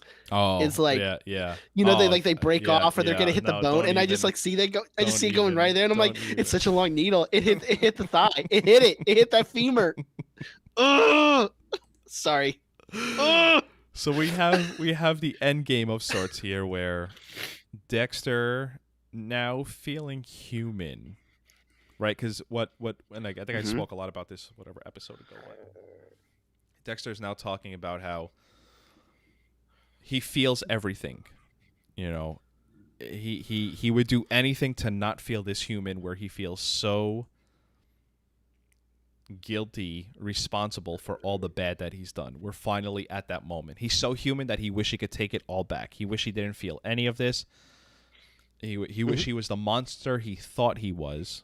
But instead, he's this man overridden with such guilt that Dexter takes the slice. We get that one last slice of life boat, out for a ride. Well, luckily, that beer cooler was a little too small. Just a little too small. He didn't have to sell it just yet. And as he pulls up, and again, if whatever city you're listening to this in, go check your local hospital. There's a doc there. See you, Sean. Thank you for joining us, Sean. Every hospital in America, it's actually mandatory. I don't know if you know this, especially after COVID and the pandemic, that every hospital has to have a doc attached to it. I'm laughing so hard because, we're by Galveston. Galveston is literally an island. Galveston is surrounded by water on all sides, and the biggest hospital in Galveston, which is the University of Texas Galveston, is literally 2 blocks from the water. There's no you can't access the water at all. Like, I was just like, there's more water around Galveston than there is Miami. There's not a fucking dock. There's helipads everywhere because helicopters go out and they rescue people in the water. There's no dock. Everyone knows. Maybe COVID changed things and I didn't know about. That's what I'm saying. Not a lot of people know this. I'm just informing you. Things have changed since you may have been in a hospital. Six Flags. You just ride up. Because we all know the quickest and safest way to get a person who's been hurt is on boat to the hospital dock. And during hurricane prep, there's no boat there. It's obviously open, so anyone could pull up. And Dexter does. Dexter uses this new route, and you think this is 2013. This is pre-pandemic. No, it's not. Visionaries of the time. So I want to bring up something that always gets talked about when we talk about Deb dying at the end of this episode. And that's, I'm sure you may have heard of this, where they say they foreshadow Deb's death in season 3 when talking about Camilla. Mm-hmm. And everyone says, oh my God, she mentions she wants to be like this. I've said this so many times on this podcast, and here I am defending it one last time. Different showrunners, and even I'm going to play the clip here. She doesn't even, it's just two things that had happened, right? Yeah. But the two are not related. Scott Buck, even on the episode where he's doing voice commentary, even says we didn't know Deb was gonna die this way this season. Was she gonna die? Yes. Was she gonna be on a life support and whatnot? No. So I'm gonna play this clip here, and you could hear what everyone always talks about when they talk about Deborah dying. She's in a lot of pain. Then I hope she goes fast. Not likely. Just shoot me if I ever get like that. Really? Hell yes. I'd do the same for you. Pull the plug, put a pillow over your head, whatever. Never let you suffer. You wouldn't, would you? So that's Dexter and Deb talking about Camilla in season 3, and Camilla's the one who asks Dexter, "Can you please kill me so I don't have to suffer Key anymore?" lime pie. Yep, key lime pie. So just, I don't know, every single Dexter fan listens to this podcast, so hopefully they've heard that and they know that that's over. Dexter pulls the plug, kills Deb, and we have this intimate moment of Dexter sort of pulling everything out. I think the season was so bad, or just so it never affected me the way like earlier seasons did, like where I was invested. Mm-hmm. Where I remember in 2013 when he pulls the plug and he does all this, it was a little bit surprising, but I don't think it's as surprising as what happens next. Where Dexter in a hospital where they're doing hurricane planning and prepping and whatnot, he just wheels that dead body right from the floor, right to the boat again, post-pandemic. Dude, there's... Hold on. 1, 2, 3, 4, 5. Fucking how many 6, people does he pass? 7, 8, 9, 10. There's 10 witnesses in my photo alone. This guy is a hospital patient. Look at that. They're in their scrubs. They're not even in a wheelchair. You have the worker here in flip-flops, and they're not. He's there with a body. Nobody's saying dick. Like, what? I literally was watching this. I'm not gonna lie about what I was thinking. In my head, when I first saw this happen, I was like, I wonder if that's a way to steal a body and like sell it on the black market. Like, when a hurricane hits in Miami, like, can you just go and like steal a body and nobody notices? And then I'm like, the fuck am I thinking? I was like, that's impossible. And then I'm like, wait, but this show made it seem possible. How is this going on? So what the show tries to sell you on is the idea that it's so chaotic that something like this. Later, Roxanne, thank you for joining us. The show is so chaotic that I'm sorry, the events that it's happening, the hurricane is getting so close to hitting, and they have to move all these people, which does happen with hospitals sometimes. Yes. They've had to do that here. And that Dexter is able to do this. In a way, they basically would have had to made it like, you know what, too? They wanted Dexter to look so much like Dexter, and that this is his final kill, right? Because Dexter's in his kill uniform. So what it means is I didn't even realize that. So he is in his kill uniform. So this is what happened, though. Listen. He killed Saxon with his bright blue shirt.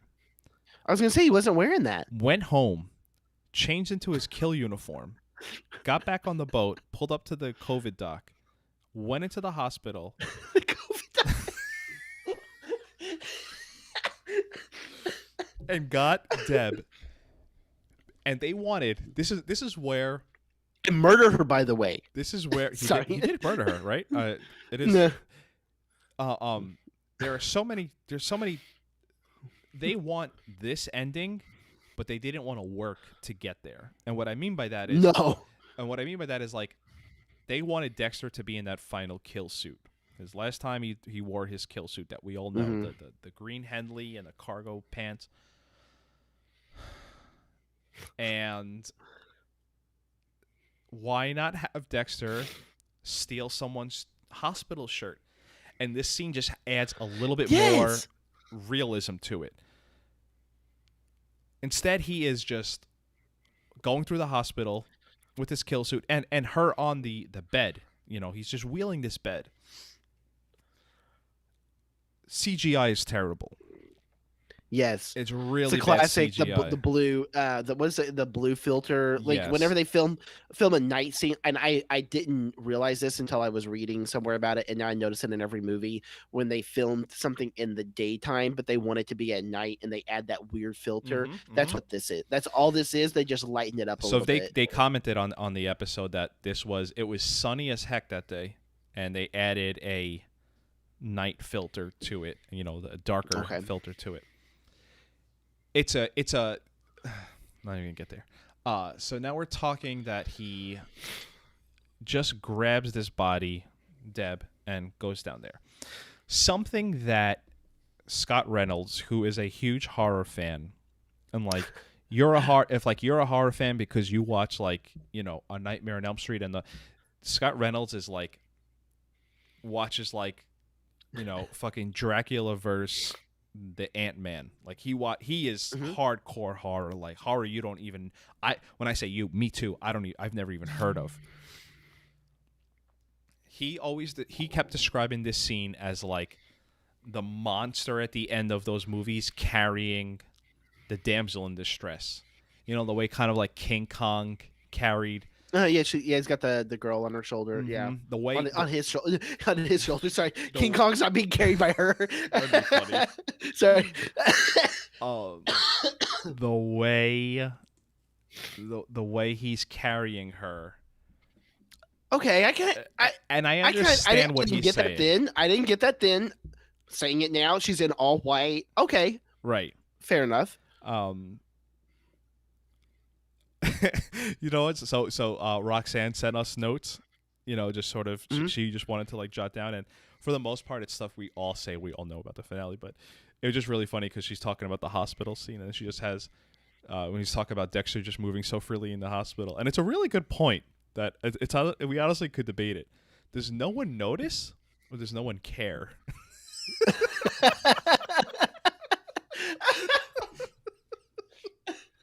Well, it's Miami. If Miami Metro Hospital is ran as well as Miami Metro PD, nobody cares. Same administration. Sorry.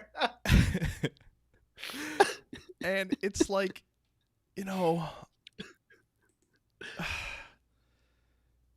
the good thing, you know what? This is a backhanded way to praise the finale. We've already taken huge leaps in logic to get here. Yes. That these don't seem so crazy. Like, they are crazy. Just imagine if we had a good 11 episodes and then we got this. Like, you know what I mean? Oh my God. Right. And we could just get this, like, you know, Hannah just is allowed to escape with blonde hair and leave and all that. And that's like, yeah. Which I still don't know how does she get out of the country? Like, where does she go? And you know what? Great point from before.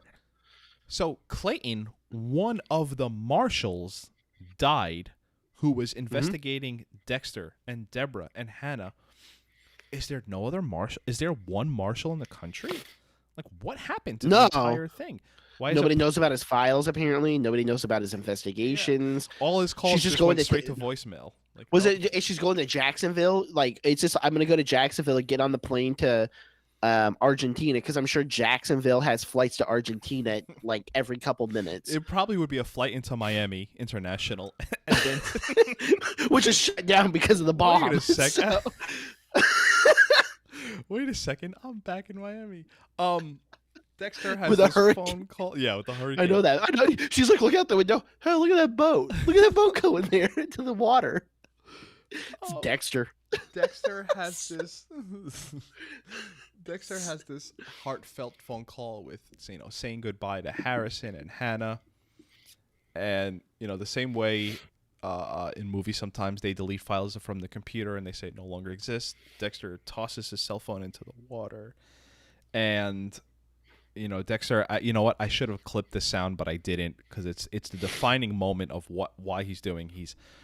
He's a danger to everyone around him, and he can't let that happen to Hannah or Harrison. He destroys everything around him, which is something I've always complained about. That he never gets to, he never feels the consequences. The consequences of it. Yes. So, right here, 2013. If you would have paused it after Dexter takes his boat, and the music really, scores up, and Dexter, we see this huge hurricane, and Dexter's riding his boat right into it. If you would have been like, does he survive this? There's not one person who would have said yes. Like, it's right. how like, I guess my huge question is, like, and is there any way you could sell this? How, like, does he survive that? Like, does any person survive that? No, right? No. Like, this is just nuts. No. I'm trying. Nobody survives that. That's 180 mile per hour winds with like surfs that are what is the last hurricane that hit here? I think in Galveston, it was like 40 feet surfs or something. Nobody survives that. You die. So listen, the reason why I'm like somewhat asking now, and now I'm like questioning everything, is like you were trying to sell the idea that Dexter can kill someone in Miami Metro. So now I'm not sure. Okay. Fair enough. I'm teasing you, but like I thought maybe, and this is what I'm talking about. We're talking about, so like, why not have Dexter pluck out wings and now he could fly? Because we're talking about the same leaps of logic that you would have to digest to understand any of this. If George Clooney died in The Perfect Storm, Dexter dies in this. Okay, if that man can't survive a storm, I don't know what to tell you. So, and then, so we get this scene where we now realize that Harrison is an orphan. Where does he? Okay, no, because no. I'm not ending this yet. I am not ending because this is my nitpick. You got your little Miami Metro that I defended, so this is my nitpick of all of this. Okay, so he goes into the storm. He lives somehow. Okay, let's say that there's I don't know, he has scuba equipment on. He dives to the bottom of the ocean. He hangs out with crabs or something like that for 30 minutes while the storm passes. I don't know. Okay, so then what? What does he do then? He has to get to shore somehow. He has to get to New York, or no, I'm sorry, he's not in New York yet. He has to get to Oregon or Washington or whatever. Oregon. Okay, so how does he get there? What does he do? His face is everywhere. Dexter dies. Hero of Miami Metro dies. What cash does he have? He doesn't have anything. He's wearing a murder outfit. Nobody's picking him up. There's so much shit I've got on this, like, because it's not like, okay, had he ended up and it was like him in like some backwoods Everglades town in Florida or something like that where nobody gives a shit who you are, I can believe it. I can 100% believe it. But you're a logger somewhere. He's gotten across the country. Nobody's realized who he was. And he came from the ocean. He's literally Aquaman. Okay, I don't get it. This is my biggest fucking nitpick with that. That's why I said, had they just had him drive into the storm, I could forgive him. But, okay, let's go. Let's. You're, and I think to your point, and I want to come back to this point, but I think why this part gets so often overlooked is where the season actually ends on. You understand? We are so we talk about so much about the lumberjack that we forget how we even got there. So to your credit, all of these questions just completely, because we just, next thing you know, he's a lumberjack, and now we're talking about the lumberjack. We're not talking anymore about that. There is no plausible way this happens, except if what you're reading in the chat, Dexter gets swallowed by a whale. That whale travels right through, I guess it's the Panama Canal, and goes all the way around. Even goes through the whole systems where it lowers it slowly. What's the song? What was that church song? Was it I don't remember. I'm done. So this is where, we used to have a joke on the Jungle. podcast about, follow the code. You're talking about one of the biggest moments in the series history, and it first of all, great job by them that it completely gets overshadowed by Lumberjack, but Fair there enough. is no, they don't, you know what? Let me give all the other events credit. We talk about all the stupid events that happened that would have never happened. We did it this episode. Dexter, right? Bright blonde Hannah walking through Miami. The marshals killed. Dexter kills someone. They at least show, whether or not it works, they at least show how it got solved.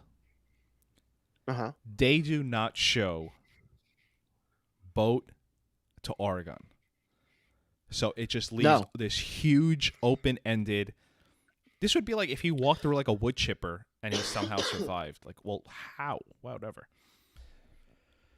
You think we get that with episode 1? So that's where I was going to, is that Oh, okay. do they show any of this? And I would imagine they want the stink off of this ending, that I think we get like dropped lines of like what happened over the past few years versus showing it. Maybe it's like a montage. I don't think they I don't think the episodes, and I'd love to be wrong. I don't think the episode starts out Dexter trying to swim for air. Go ahead. You want to make a bet? Let's do We'll it do a bet right now. right now. 500 million. Okay. No. Oh God, no. Okay. Pennies. We'll do a bet. Man, what are we gonna do? Person has to buy somebody. I don't know. Let's do like something really. We'll figure it out later. We'll figure it out. Line that gets dropped. Episode 1. Somebody says something about boats. Dexter says, "I don't like boats. I had a bad experience once." I bet you that's in it. Something along those lines, not verbatim. No, something not along verbatim, those but lines. and we have the chat that can arbiter. The chat could be the arbiter. God damn. Of whether or not who wins this bet. Arbiter. The arbiters I don't know. Yeah. of whether or not right. Let's bet something. I'm going to see. Oh, because even someone could say like, "Are you a boat guy?" and he could just be like, "Nah, not my thing." Oh, that's a good one. No, Colton. that wouldn't That's a count. That wouldn't count. That wouldn't The count. chat can decide. Whoever is on the chat that day, and they're gonna remind us because you know what, we're both gonna forget unless it happens. Yeah, I know we will. I've already forgotten. What was it? I don't know. Something about boats. I don't know. I'll take you up on that. Something bet. about our arbors. I Arbors. don't remember. Arby's, their roast beef, the Arby's sauce. Ooh, chef's kiss. The horsey sauce, so good.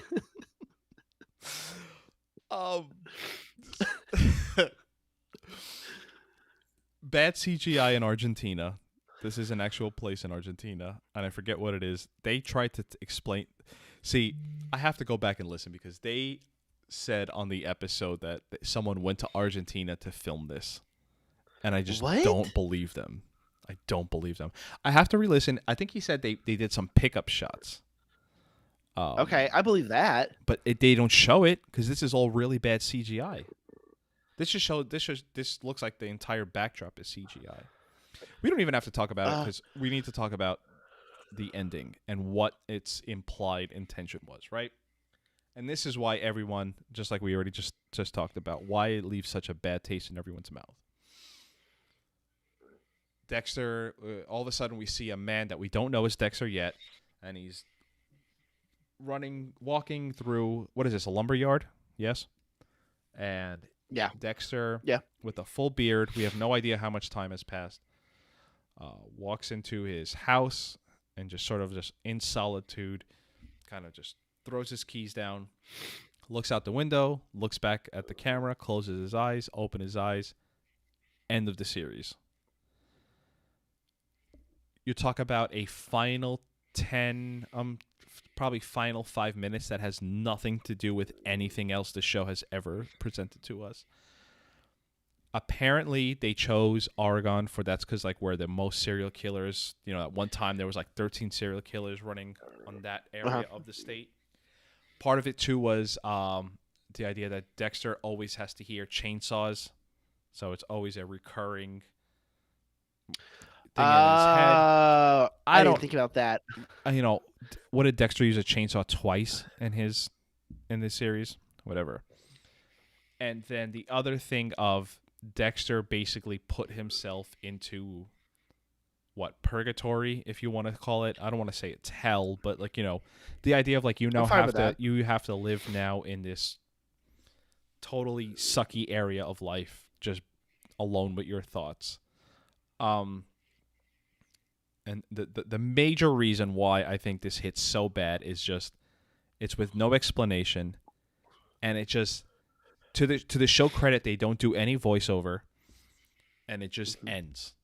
That's it. That's what you're stuck with. It's just Which, to be fair, if they had done a voiceover, I think it would have made it worse. oh yeah. I don't know how much worse you could make it, but yes, I agree. Yeah. And I don't even know if there's much to discuss about it besides just leaves such a bad taste in your mouth. Yeah. Yeah, it's almost like that's all I have on it. It's just it's such a sour way to end it of an already pretty bad, 11 episodes leading up to it. Uh-huh. Part of the only reason why I am cautiously optimistic, as I've been saying, is that it seems like we're getting season 1 through 4 of Dexter versus seasons 5 through 8. I'm hoping so. Right? So it's that's why I'm because if it was the same everything, I'm probably Even if out. it's even if it's on par with season 3, cool. Right. Dexter was a lot funner back then. We're talking, a little really Yeah. cheeky and everything. This is just you don't even know this Dexter at the end. And again, if I feel like if you were talking to someone who ran the show, they would be the whole point is you don't recognize this Dexter anymore because he's human. It's just not done well. Is the best way I could put it. And I'd be hard pressed for someone to say that this is good stuff. And you know what? To people's credit, I was talking. I think he was on Reddit. Oh God, just basically saying that he did enjoy this last season, and I didn't get a chance to go to get with the whole thing. Yeah, it's it's funny. I feel like it's even souring our ending of the podcast because it's just all right, he's a lumberjack. Let's go home. Well, I think part of it is the reason we're also in a way, this is kind of how we're ending it. One, you always knew going into this podcast you were going to have to get to this, you were going to have to no matter what, right? So, and you already kind of did when you did your own thing, but in a way, it's also I kind of feel like we can kind of do this sour ending on this because we know that there is something else coming. Right. So it kind of, I don't know. Kind of works. I don't know. Yeah. You know what? The way we are ending this episode is as the same feeling as when the episode aired. It blew out like a fart in the wind, just like a whatever. He's a lumberjack. I just remember having that pitting feeling of my stomach of just well, that fucking sucked. No, everything it changes everything. Yeah, I guess we're so down on it right now that I'm out. I mean, that's just let's no, that's it. We're done. We are done discussing Dexter seasons 1 through 8. Let's let's give let's to everyone. Round of applause. Shut up, cunt. Oh, damn it. No, Shut up, cunt. let's do this. Shut up, cunt. Shut up, cunt. Shut up, cunt. Shut up, cunt. Shut up, cunt. Shut up, cunt. Shut up, cunt. Shut up. It's got on repeat. Wow, that was fun. Well, next time we will be back here. I'm hoping the plan is, I totally forgot to put a lot of stuff in the beginning of the episode because, like I said, the finales tend to be listened to more than most. The plan is to be here on Sunday nights after the episode airs. So if it airs at 8 p.m., it would be about 10 p.m. Same spot, YouTube, and we're just talking shit about the episode. Wow, that was really cool. That sucked. I can't believe Colton won the bet. Right. 15, 20 minutes, whatever. and maybe we'll have people on with us again. And we're not recording anything; it's just here to talk and hang out. And then the goal is the Monday after the episodes, the Monday evening, is to record the podcast with actual After we processed it. right. That's the plan. How it works out, who knows? We're gonna figure it out. Both me and Colton, the first time doing a live show where we don't know what happens next week is very. It's just stuff like we don't. Maybe it's even for the better because we can't be like, oh, I don't want to talk about this because I know what happens next week. So Yes, exactly. it may be just like That's we just have to part of talk the about fun. what's in front of us. So if you've listened to us from seasons 1 through 8, thank you. I can't believe we actually have a new season to talk about. That's insane. Colton, thank you for joining me for these 36 episodes. Actually, you did one episode with me and Marissa, so probably at 37 or so. Yeah. To our loyal chat, thank you everyone in there. If I just mentioned two So many names, it's yeah. like, yeah, but it's been a weekly rotation of Jen, Roxanne. I know that guy. Slip was in here a few times. Man, we had someone else. Sean always was in here too. There was someone else I'm forgetting, and because he's not here, whatnot. So I'm gonna end the recording, Colton, but we're gonna stay on the stream. Everyone, we will talk to you. Whatever. 2 days after New Blood. Thank you, everybody. November 11th, 12th, 11th? 9th. It's November 11th? 9th. 9th. Fuck. Shut up, cunt. Shut up, God cunt. damn it. Shut up, cunt. Why is it? Oh, there we go. All right. Let me step away for one Yeah, I gotta second. go Hold pee. on. Well, Second. we'll all be back if you guys are hanging out in the chat. Yeah.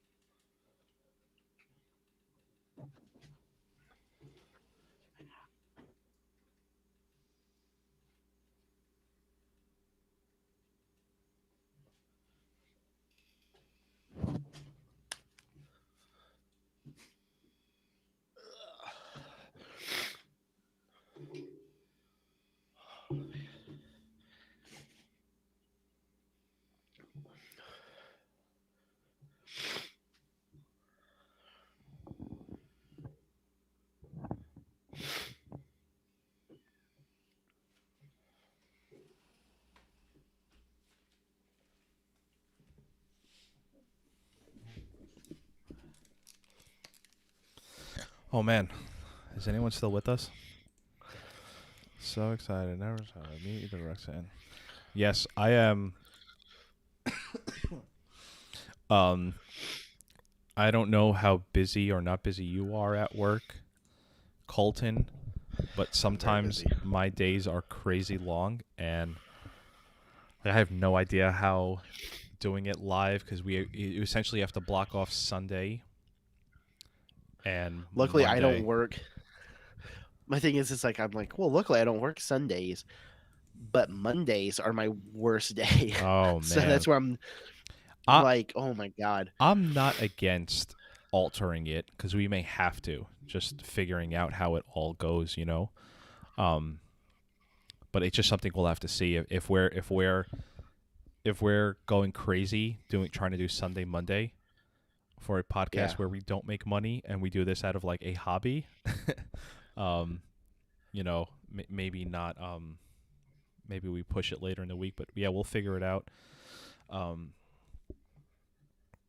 yeah, I'm like really excited to do the podcast on a live show, but I'm also really scared in terms of just like not being prepared enough and wanting to talk about it, but not just being like, oh, that part was cool. I think that's what's gonna make it fun. Honestly, what. that's my thing. I think it's gonna make it fun doing this. Like we're not prepared. Like it's like I don't know. I think we're gonna have to learn how to watch the show differently, because like right now, like the shows we've done, right, the 6 Feet Under, Boardwalk Empire, Dexter, we know how it's gonna end. We already know how it's gonna end. We know like what's gonna happen after each episode and stuff like that. This is literally not knowing. So I think we're gonna have to figure out a different way to watch TV, or a different way to podcast after watching TV. Right. I guess what I meant prepared is just like forgetting what actually happens, because like sometimes when I'm talking, I've already watched this so many times that I can like Yeah. I'm talking about just like forgetting entire scenes and but yeah. I mean, I'll definitely still, well, because hopefully I have the Showtime app, so I'm hoping I should be able to watch it at least twice. Like watch it live, obviously, and then watch it right after. So like Roxanne said, hopefully. Colton, you're sniffly. Are you okay? Yeah, and I'm just. It's gonna be a bitch to edit all your sniffles. It's bad. It's allergies. Yeah. Thank you for asking. Thank you for Yes. Roxanne. It's allergies. It's dry throat. Yeah, it's just that it's ragweed is what it is. It's in the air right now, and I'm deathly allergic to it. Apparently, I get this way every year about this time for about almost a week. I'm like this. That's good. So right now I'm hopped up on the Claritin D and ibuprofen for my headache, and yeah, good times. Benadryl to pass out at night. Did you watch Halloween? Or do you plan I haven't to? watched it. I actually do want to watch it. I've really liked the new ones. So yeah. I watched it last night. God. 5 out of 10 is what I'll say. I don't want to, because it just came out last night, so not too much I want to spoil about it. But I'll be interested to hear if you like it, because I think it's very divisive. I think you either love it or you don't like it, and I'm on the don't like it side. Can you watch it already? Like you can stream it for free? Yeah, Peacock came out yesterday. Okay. Yeah. I'll probably watch it. I might try to watch it tomorrow then. I won't be able to watch it tonight. I already know for a fact I won't be able to make it through it. I watched something the other day, and I was going to message you about it. It was after I watched The Faculty, which, God, that is still such a good movie. Heads up, anybody that's watched The Faculty, great movie. I don't know. It's so bad, but it's so good. No, it was something I had not seen in forever. I don't remember. But Showtime, shout out to Showtime. They have Wrong Turn on again, the new one. And that is really good. If you like a good, solid horror movie that I don't think a lot of people have seen, is the remake of Wrong Turn. So if you have the Showtime app, if you have Showtime, I cannot recommend it. I think it's 2020 is when it came out. It's either 2019 or 2020. Amazing horror movie. Really good. You know, it's Halloween, so obviously a lot of horror movies out there, but I really liked it. Every Halloween, I have every intention on watching a bunch of horror movies. I always end up forgetting. What I ended up watching, what I've been watching going to bed the past few weeks is Narcos. Have you seen Narcos? I've only watched the first season, and then I got like 4 episodes into the second season, and I stopped for some reason. It just started getting it just started slowing down for me. And then there's what the third one is, what Narcos Mexico or something like that. Seasons 1 through 3 is Colombia, and then they started Narcos Mexico, and there's 2 seasons of that. The third season starts a few days before Dexter. I love Narcos. It all ties in together, even though we're talking about the same drug trade and whatnot. But I love Narcos season 1. You know about Kiki Camarena, the DEA agent who got killed. Oh yeah. So the first season has to do with that. I think Michael Pena is fucking amazing, and Diego Luna as Felix Gallardo is crazy. I don't know. I just love some of the scenes in the show. It's not like cheesy drug. It's not like Scarface. No. It's like it's really well done, well shot stuff about drugs, which I like. Well, I like because like at least with the first season, the thing I did like is when they do so like Pablo Escobar. Like, when they have him on there, I'm just like, he's not, like, a scary guy. You made him, like, who he really was. Like, he's a scary dude. Don't get me wrong. Pablo Escobar did some horrible shit. But he wasn't, like, this, like, psycho, like, where it's just, like, like, Tuco in Breaking Bad. Right. Like, he's, like, when you're around him, you never know when he's going to go off and he's going to stab somebody or something like that. Like, when you're watching, like, oh my god, Narcos, you're like, wait, does Pablo play like Dungeons and Dragons?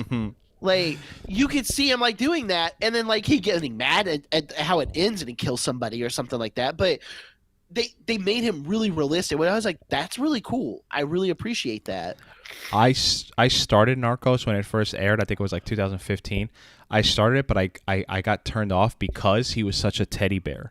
Like, I wanted to go up and hug that guy with his little beer belly and his dad really was. And his dad jeans, and I didn't like it because I was like, I love him. Like, he's adorable. Like Dude, he's still to this day, he is still worshipped by people though in Colombia. Like, there's still people in Colombia, not everybody obviously, but I mean, this is not political. I'm not getting political or anything like that. There are still people in Colombia that worship him. They're still in the same way Che Guevara did some really horrible shit. There are people in America and there's people in Cuba who worship Che Guevara.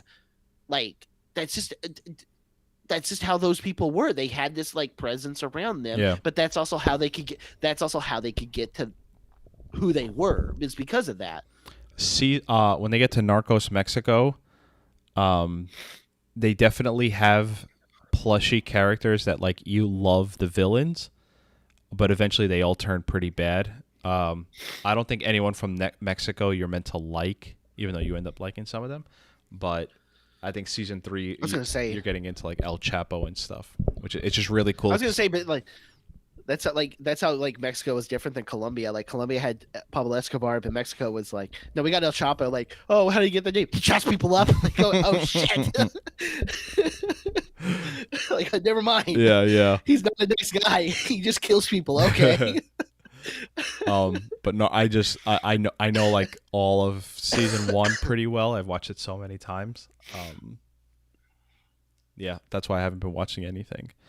But yeah, see, I'm so jealous. I'm so jealous because like Jen saying in the chat she's been watching Beetlejuice and Ghostbusters. I've seen Ghostbusters. Like, Beetlejuice, I would like to watch. I want to watch like all the Freddys again. I fucking love Nightmare on Elm Street. I just haven't had the time. Maybe not. You know what? Now that I don't have to watch Dexter 2 nights a week, maybe now I'll have time to watch some horror movies and Squid Games. I want to do Squid Games. Squid Games is really good. Freddy, I've watched. I don't want to count the amount of times I've watched the Freddy movies. Even the new one, I actually kind of like the new one. The new one's so bad. It's such a disservice. It's such a disservice to the way it was. I think what I liked about it was they started off with and if you haven't seen it, I mean, it's not worth. I would say that. I don't know. I like that it starts off where you kind of have this weird, like, they kind of give you the idea that maybe he was innocent and that's why he was this evil guy. I mean, then you find out he wasn't innocent, obviously, but I don't know. I kind of thought that was kind of an interesting little take on it, I guess. I don't know, but I really like what's his name, Jackie, whatever. Jackie Earl Haley. Yeah, I like him. Like I think he's a really good actor. So that was kind of interesting seeing him as Freddy because he's such a different build than I can't even think of Freddy. Oh my god, what is not Freddy Krueger. What is his You name? I made can't me even think who forget plays his Freddy name. Krueger. Oh my god. I could see him. No, it's not Wes Craven. No, How did you that's make who me did it. forget his name? God damn it, Colton. Holy shit. Hold on. No, I don't want to look it up. I do not want to look it up. Robert Englund. That's it. England. That's it. Yeah, not England. That's it. Did you look it up? No, I'm watching. I have this stream up on my iPad, Oh, okay. and when I looked, we were both looking separate ways, thinking. We were both like, okay. it was I just was funny. like, wow, yeah. Yeah, Robert Englund. He, by the way, gave Jackie praise for doing Freddy. Yeah, I guess he was a good friend. We the seven. I think there's 7 of Nightmare on Elm Street movies, and what we kind of remember it is like Welcome to Showtime, bitch, and it just got like a little bit darker and not as funny, but like the dark. I see, but the first Freddy was really dark. It was. There was still some funny elements. There was that 80s like sort of thing to it. And to your point, the Freddy really came out. Welcome to Primetime, bitch was Freddy 3. Yeah. 4, 5, and 6 though. You're talking about the movies more people remember. Dream Warriors was 100% where it changed. Right. Freddy 1 and 2 was good. That was, but that's Ooh, also two, 2 wasn't good. 2 was. To be fair, I haven't watched 2 in a while, so. But I know 1 for a fact was when Wes Craven was like doing blow like hardcore. Like he was doing blow, he was taking acid. That's also why it's the way it is. I think that my biggest issue with the new one, I will say this, is I don't like the actors they got to play the kids. They got they weren't high-end actors, but these were people that were already kind of famous, I guess. Hey, I think one person from there ended up being a really big star. The main girl, what's her name? She plays the girl with the dragon tattoo. What's her name? Mora? Something Rooney Mara. Yeah, that's what I was thinking of. Yeah, which I did not know she was in it. And she comes from a hey, a royal you know family. who's in it? Huh? Clancy Brown. That's interesting. Oh, he's the dad. That's interesting. Look at that. Tying you into New Blood, and we didn't even know about it. If Jackie Earl Grey is it? Oh, he's like in it, like Dexter versus whatever. He's gonna have the Rorschach mask. Let me bring this up, and then we'll end it here because we have Jen and Roxanne with us. And are you watching You?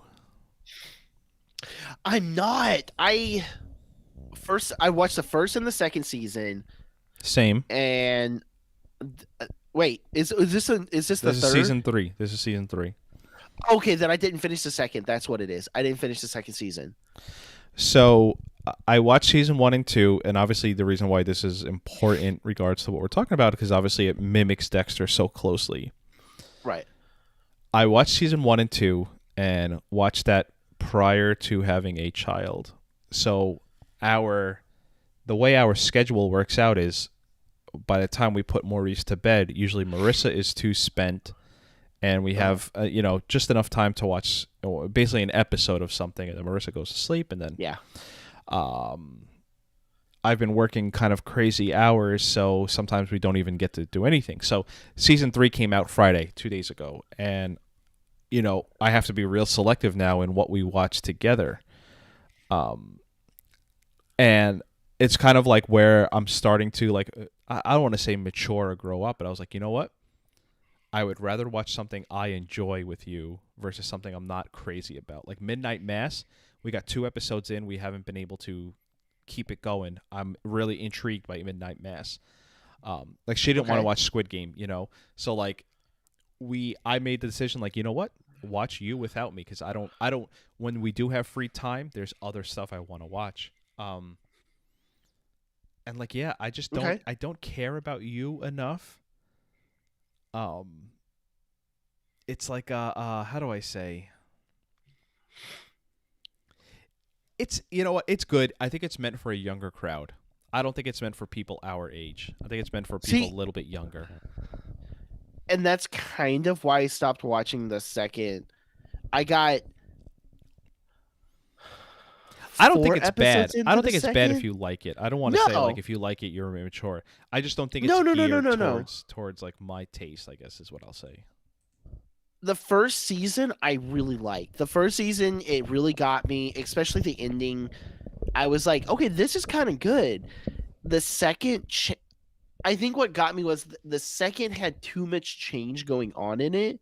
And I was like, okay, a lot of this isn't adding up. Okay, let me just let it out, let it out the window and stuff like that.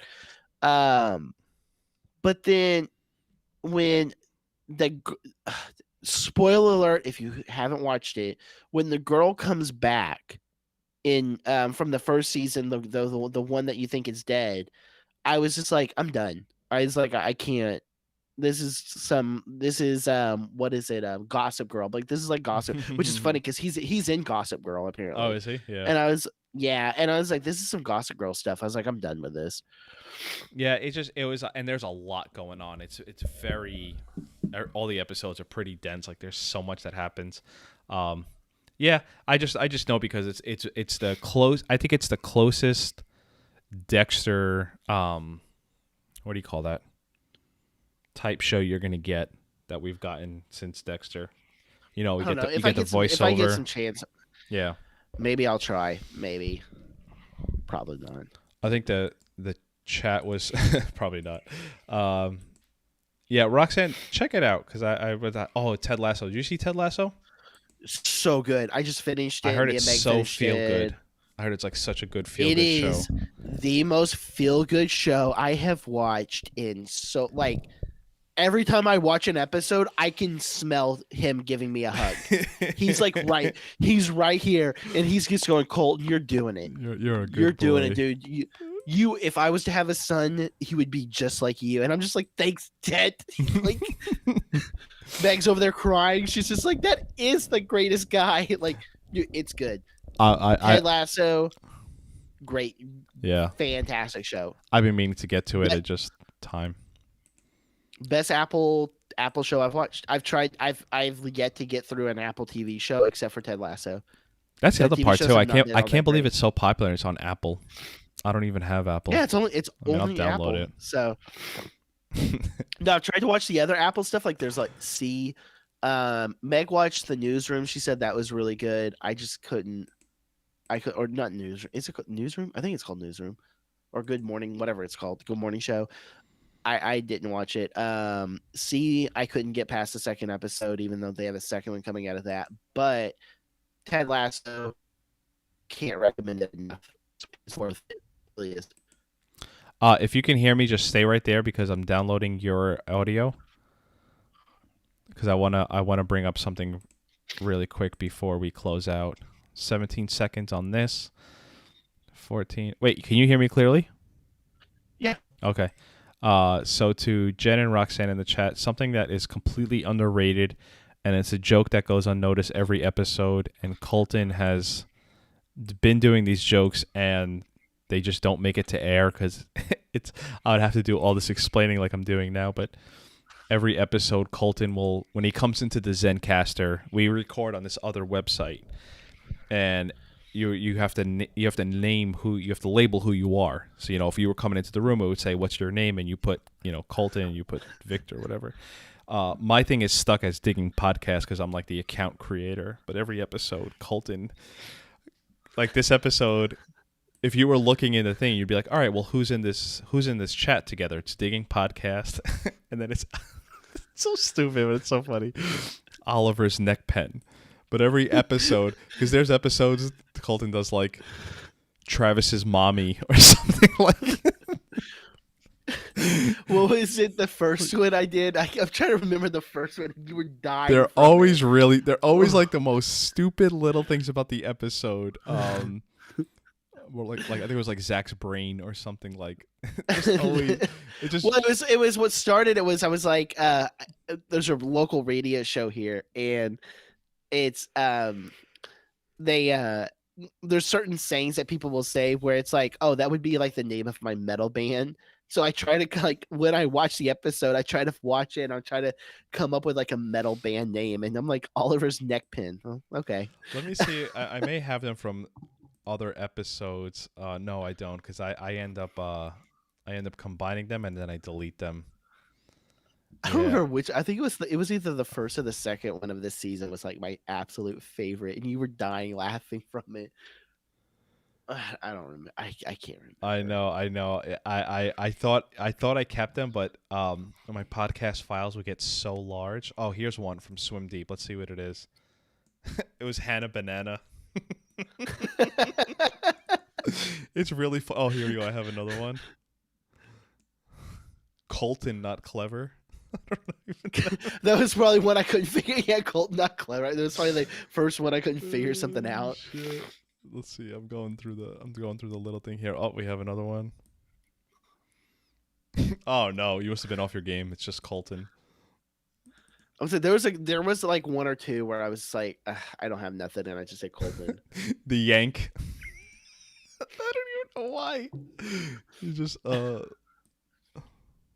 Oh damn, you were off your game on season 7, man. Another Colton. Ah, damn it. Yeah. See, and I didn't save them from this season. Still, that's pretty funny. But they're always really funny ones, and the jokes never make it to air.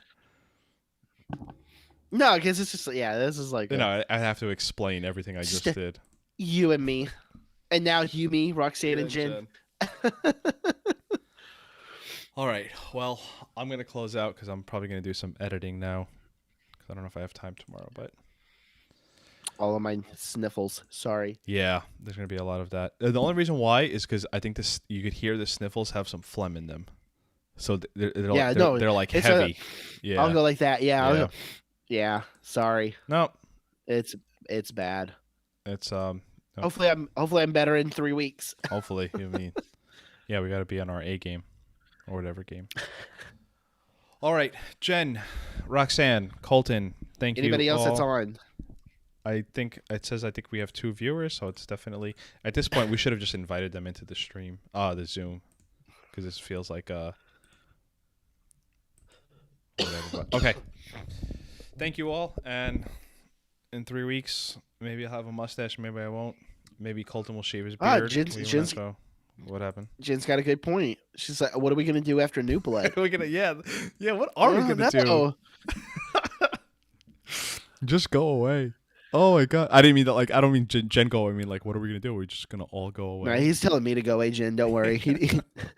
He'll get on here just to hang out with you. Don't worry. You know what? It's not a good point. Do like a little monthly hangout of like shit we've been watching. 'Cause that's what these end up turning into. It's like, hey, what have you been watching? I told you I've got my idea for a new podcast. It's just watching a movie once a week and just talking the shit out of it. So. It's not a bad idea. It's not a bad. I don't know how much more podcast recording I can do. If I throw it all back on you and you could do all the editing and stuff. I might do it, dude. I might. This is one of the highlights of my week. So. Jen, that's a great point, and maybe something that we should yeah, and she's right. We should actually Zoom it, because like this thing of like where we talk to a screen and they're typing feels like we're it's not the same. It's like a 2001 Space Odyssey. It's like, sorry, Dave, I cannot do that. Regardless, I'm getting delirious. That's something we'll talk about. Definitely think about. Thank you, Jen. Thank you, Colton. Thank you, Roxanne. Thank you all. Woo! Everybody, it's been fantastic. See y'all in 3 weeks, give or take. Later. So this will be fun. Later.